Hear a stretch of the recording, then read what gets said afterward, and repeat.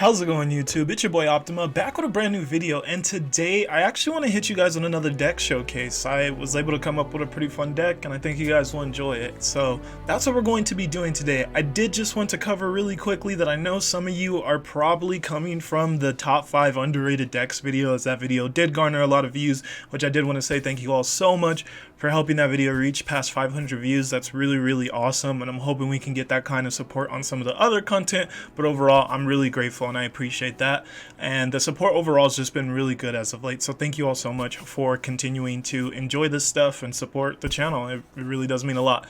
Nevertheless, that video got a lot of attention and it seemed to do well, which means you guys likely enjoyed it a lot. So I know that some of you are probably waiting for a new video on the top 5 underrated decks within the meta right now. Nevertheless though, I want to make sure that the information I give out for that video is pretty accurate, especially as now we're really creeping up towards another seasonal, which is just coming next weekend. So I think putting that video out and not doing everything I can to make sure the information is accurate and worth your time would be an injustice to you guys, to the community, anyone who watches the video. So I want to give myself a little bit more time, wait until over the weekend. We do have a very big tournament in the Runeterra final well, not even a qualifier, it's the big final showdown tournament, the championship.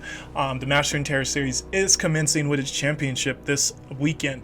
So for that reason, I think seeing what happens and shakes down within that tournament, and then a few other things going on in the community overall, the meta just moving forward, will allow me to have a pretty accurate opinion. So I hope you guys don't mind waiting for that one. We'll try to get it out to you guys quickly next week though. Thank you so much for supporting as of late. I hope you enjoyed today's deck showcase, and if you do, make sure to leave a like on the video, leave a comment. Love hearing from you guys and would love to hear what you think of the deck and what other champions you want to see me experiment with.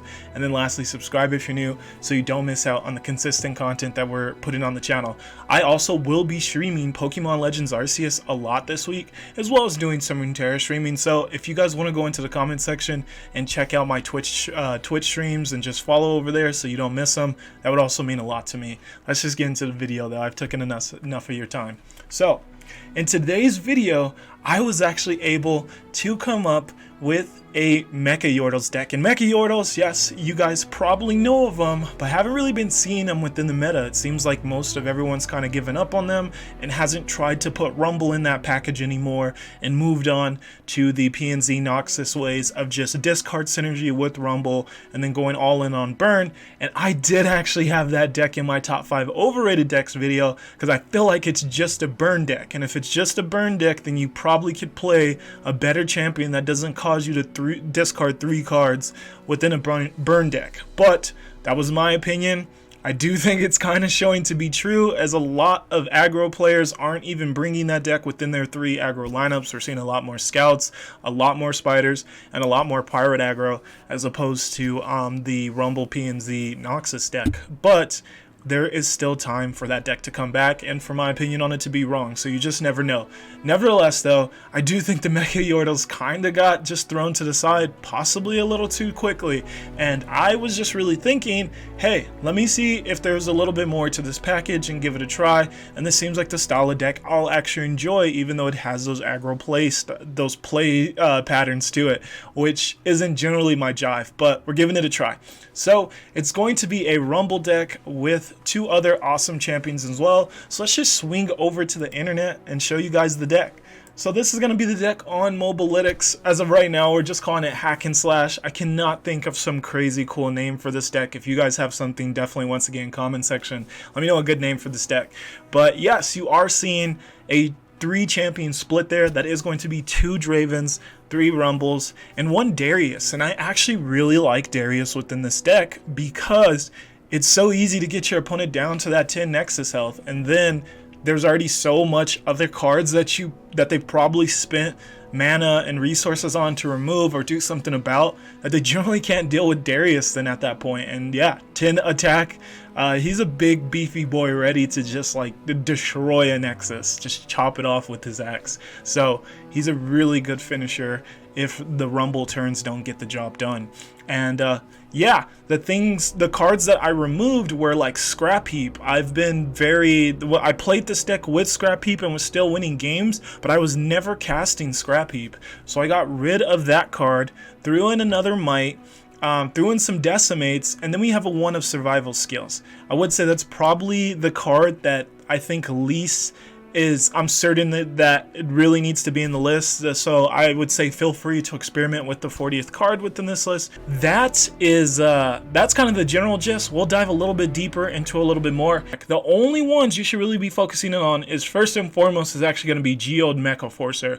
The fact that this gives you spell shield so that you can have that when you're attacking again if your Rumble loses it. If you want to throw it on Draven so you just feel better about going for a might onto your Draven because you just didn't draw Rumble, this is just so nice for buffing your attacks so that they're stronger, and 2+2 significant, but then also allowing you to get that spell shield and just feel so much safer going for those game-winning swings. So I really like this card and think it's the main one you should be looking to snag when you're manifesting a Mecha-Yordle. With using this deck, of course.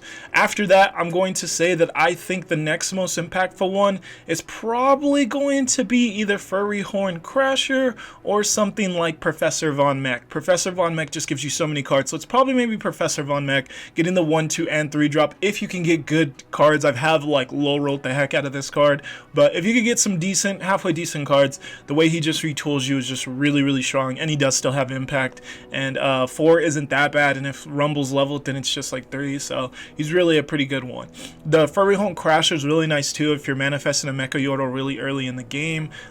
This is or just in an interesting spot in the game. This is a great card for just letting your next cards all be like beefier, and it still is pushing impact damage. The Shadow Tech Walker is going to be another one that is pushing elusive damage and has the impact keyword, so pushing a lot of damage there, and there's decks that just don't deal with elusives well at all. Sometimes Trumpo Techer, but this is a pretty bad card generally for that mana cost, and same with most of the rest, other than I would say Bouncer and Bolt's pretty situational. If you have to absolutely get some off the field, this gives you Challenger, so it can be situationally good. And sometimes Smash and Dash 2 impact, not absolutely terrible. I have won a game with it, but would not say it's the one you generally want. And then Salty and Spinner is the absolute worst Mecha-Yordle. Like, oh my god, is that card an abomination. So yeah, never grab that. Those are going to be the Mecha-Yordles. Here we can actually test our starting hand. So if this was my starting hand right now, I would say I like the 2 drops because this is giving me some early game.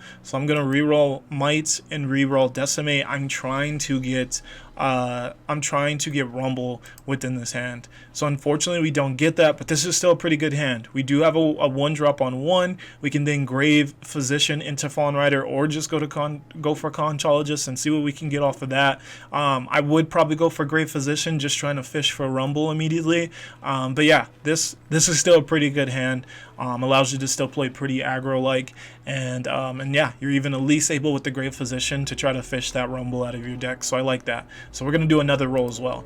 So let's roll one more time. All right, so then if this was the hand we got, it would heavily depend on what exactly we're playing against. So if we're playing against a deck with a lot of pings for Pokestick, then there's a chance I may keep Pokestick in hand. However, just like for formality and just thinking that a lot of decks wouldn't really make me want to keep Pokestick, I would then do something like this. This wouldn't be a hand I'd be too thrilled about just because we don't have any discard fodder right now for the Reborn Grenadier, but if we draw into Rumble in either our first or second draw, then I would love this hand because then I can just discard both of these and this, and that's just perfect for us going for like an insanely strong swing. So I would then be perfectly fine with this hand. But yeah, that's just kind of getting you a little bit of an idea of how exactly the mulligan should kind of go. Is like Rumble really matters, but don't like fish for him so hard that you ruin your early game synergy. Nevertheless though, that's going to be all I wanted to show you guys explaining the deck. So let's get into a showcase of the deck. I brought you guys 3 games with Rumble. I hope you enjoy them, and once again, I appreciate the support. Thank you so much. Let's get into those games. Here we do have Rumble in our opening hand, so that's extremely nice. We do try to mulligan just 1 card away, since I do like having the Grave Physician and discard fodder. But we end up getting Darius, which wasn't ideal, but the one thing I want to avoid doing here is being quick to discard my Darius. We know that's our only copy of that champion. Our champions are going to be how we win this game. We do not want to think that we need to overly get to like, okay, Darius is too late game of a play, let's get rid of him. No, it's a card we're going to want. He's in our deck for a reason. So anyways, here our opponent goes for a very interesting play there with his lurk unit that we were able to kind of punish. It was very easy for us to just get a good block there. Here they're going to go for an attack with their fearsome units and the Chronomancer.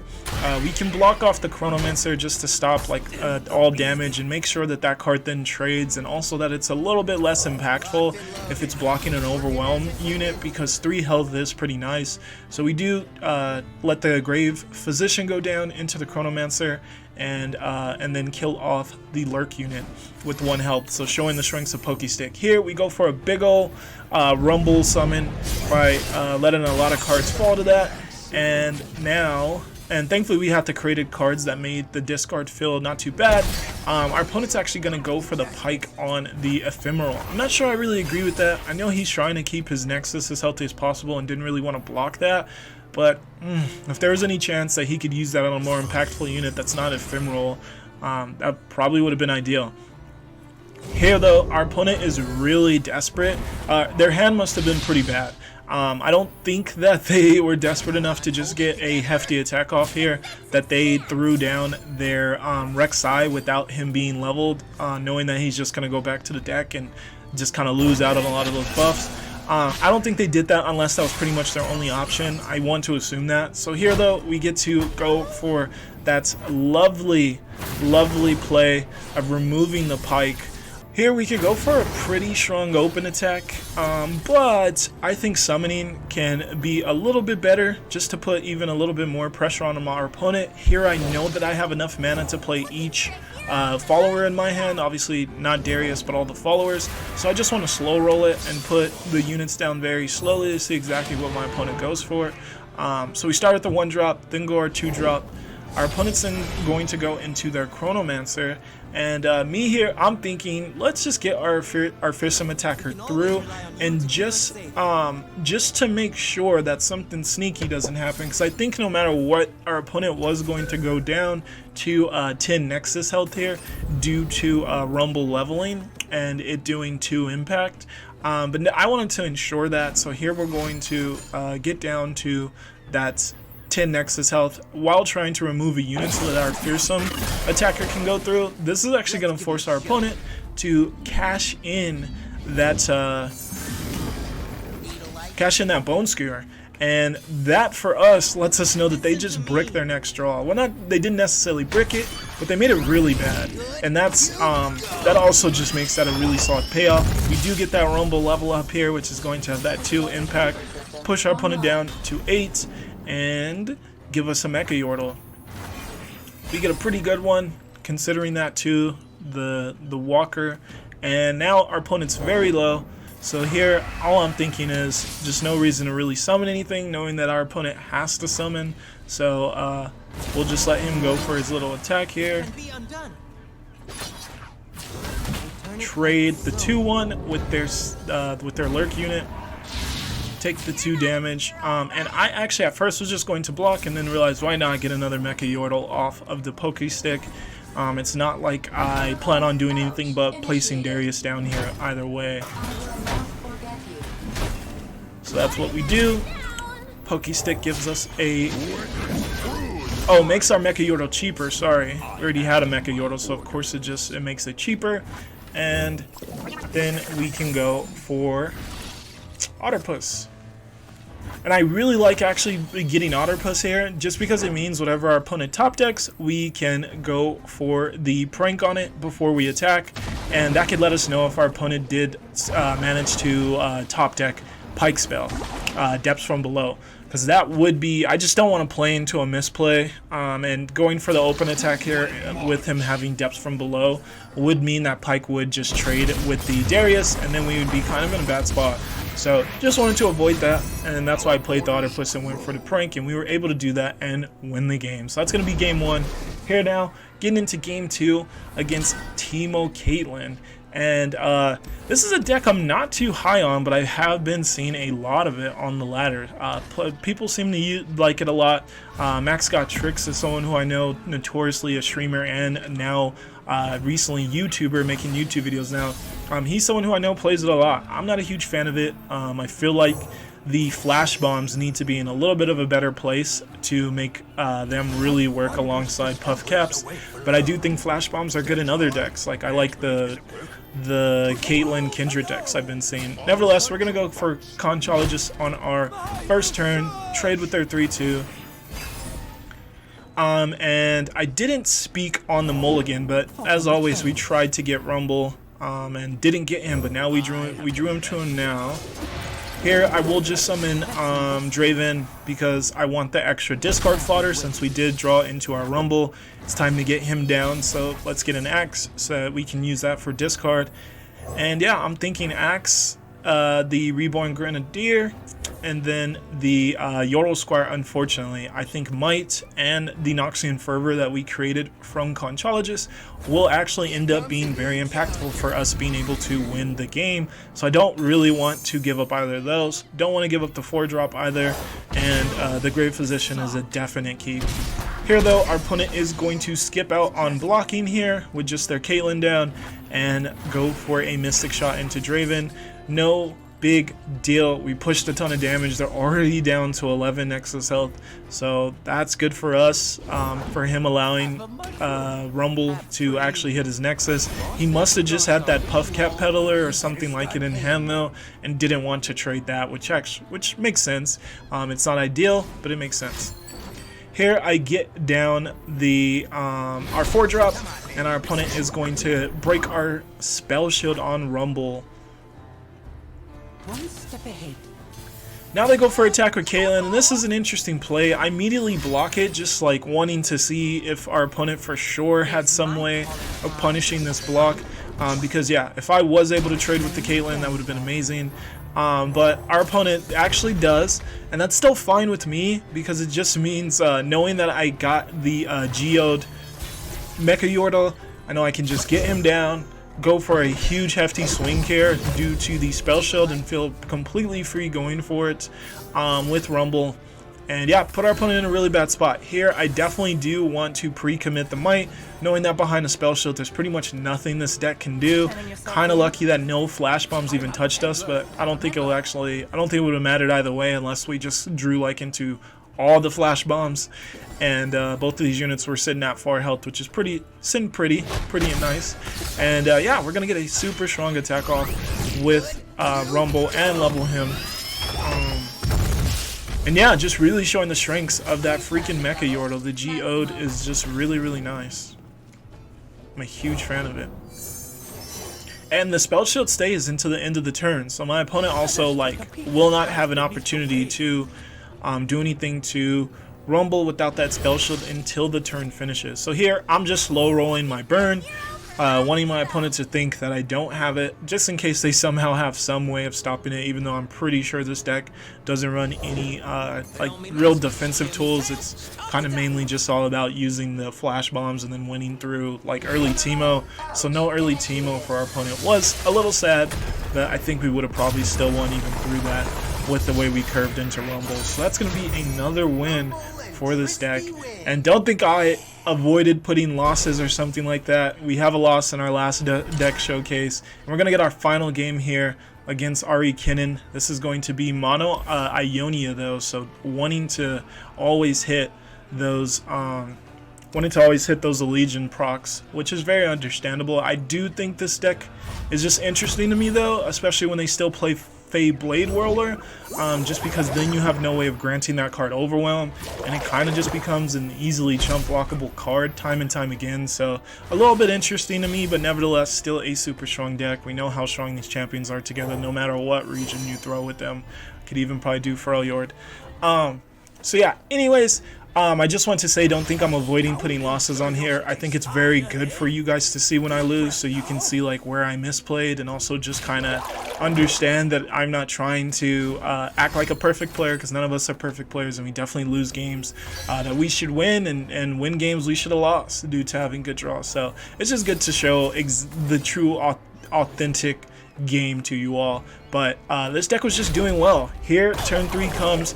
Our opponent does present the dancing droplet, but and put Blade Whirler down, but didn't actually didn't have the recall for it, or just didn't want to go for it. And that's pretty interesting to me. I would just assume that if you're gonna put Blade Whirler down with your dancing droplet, you would have had the recall there, but I guess not. Which works out for us because we get rid of their draw engine. That card's so pesky in this deck and really makes it feel like they just never run out of resources. So that works out pretty nicely. Our opponent does go for their allegiance and gets down their champion in Kennen and the 2/1 that loves to go back to the hand. Here, obviously, a mark is definitely coming to break that Rumble spell shield, and I think a lot about wanting to hit the elusive with this Pokey Stick, knowing that it's going to get recalled, and then Fey Blade Whirler would then become a lot more annoying because it's going to start getting those buffs, +2/+2 each time the recall or stun happens. But I realize at the end of the day, we can just chump block that, even though we're losing both of our non-Rumble units here. We'll just eventually get a unit down and just chump block that, and that won't win the game. If this was against Shurima, I may have done something different there, but knowing that it's mono makes me just not really that afraid of the Blade Whirler getting boosted up, because there's no way to grant Overwhelm. So here we're going to go for the Yordle Squire just to get our chump blocker for the Fey Blade Whirler. And for now, it's not really that. It's getting a decent bit beefy, but not bad enough to where we really need to worry about getting rid of it. And I actually just top decked a second Rumble on that previous, like as this turn started. So that gave me the comfortability in going for this, block on Kennen. I knew that it would be okay because we would just get another one down. Our opponent does still have a mark in their hand though, so here I'm not going to play the second Rumble yet because that would just get rid of its spell shield. I'm instead going to play Draven here. A little annoying though that Draven even gets hit by the mark as well. But next turn I would not have had the mana to get Draven down next turn. So because here we want to go for the might onto Rumble, and we have exact mana for that, which was why playing one of the 2-drops was the choice. It was either Draven or it was our 4/2 with Fearsome, but I wanted to go Draven because he's a little bit more kind of scary for their opponent due to quick attack, and they have the Blade Whirler at 5 attack, so they do have a Fearsome blocker, and they'll actually get one from the Conclusive Palm as well. So yeah, Fearsome's not looking too scary here. Now though, I will just go for the attack with Rumble, and I'm not actually going to pre-commit the might just because of the fact that we're already doing a decent bit of damage and getting him like a low enough if he wasn't going to block.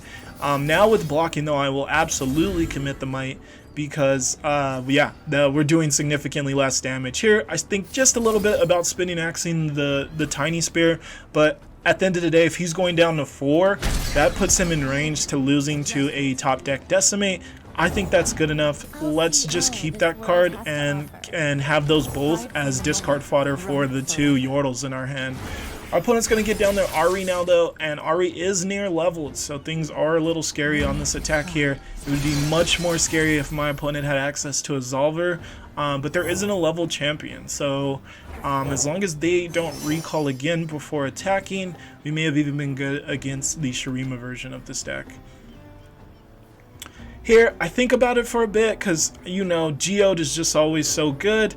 And then I think about defensively going for an elusive so we can block the Ahri attack more. But I realize at the end of the day, we're going to be okay. We can block this attack. We have the resources to block this attack, to not lose the game. And the Dune Hopper mech is going to be most important for us so that we can actually close out the game. Because right now, there's a good chance, like, Rumble doesn't have Overwhelm right now, so he's not really pushing a ton of damage, so we kind of need to push more damage. And the Dunehopper mech, by summoning 2 Sand Soldiers, will really allow us to do that. Our opponent, though, finally presents their attack, and here we can just chump block with the Otterpuss, and then also block the Ari with our Yordle. My opponent goes for this Lightning Rush on it, and I'm just so confused by that, because yeah, I didn't mean that Ari killed it. I guess I thought Ari was going to level up the turn before that. Just a little confused by that play. Didn't fully understand it. Could have just done that to the Nexus or just something else. I don't think it matters in the long run, but just a little interesting. My opponent's cards are going to go back to their hand, and I'm actually just going to pass here. Just seeing what exactly they wanted to put down first. There's just some bad hits for our Prank as of right now, and he actually does the best thing for us and gets rid of the 0 drop, which is that elusive 2-1, because I really didn't want to hit that.